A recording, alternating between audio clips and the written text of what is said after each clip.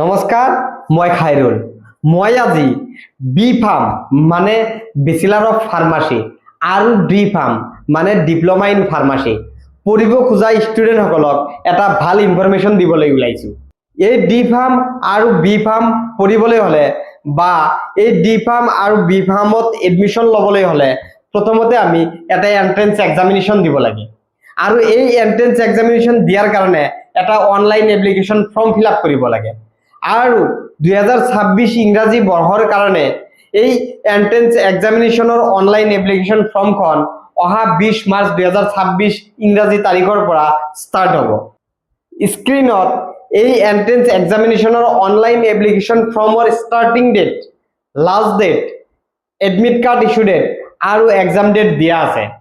যিবিলাক ষ্টুডেণ্টে এই বি ফাৰ্ম আৰু বি ফাৰ্ম পঢ়িব খুজি আছে সেই ষ্টুডেণ্টসকলে অহা 20 মাৰ্চ 2026 ইংৰাজী তাৰিখৰ পিছৰ পৰা অনলাইন এপ্লিকেশ্যন ফৰ্মখন ফিল আপ কৰি ল'ব পাৰিব। তো এনেকুৱা ধৰণৰ আৰু বহুত ইনফৰমেটিভ ভিডিঅ' পোৱাৰ কাৰণে মোৰ চেনেলটো ছাবস্ক্ৰাইব কৰি দিব। মোৰ চেনেলটোৰ নাম হৈছে SK এডুকেশ্যন নলবাৰী। ধন্যবাদ।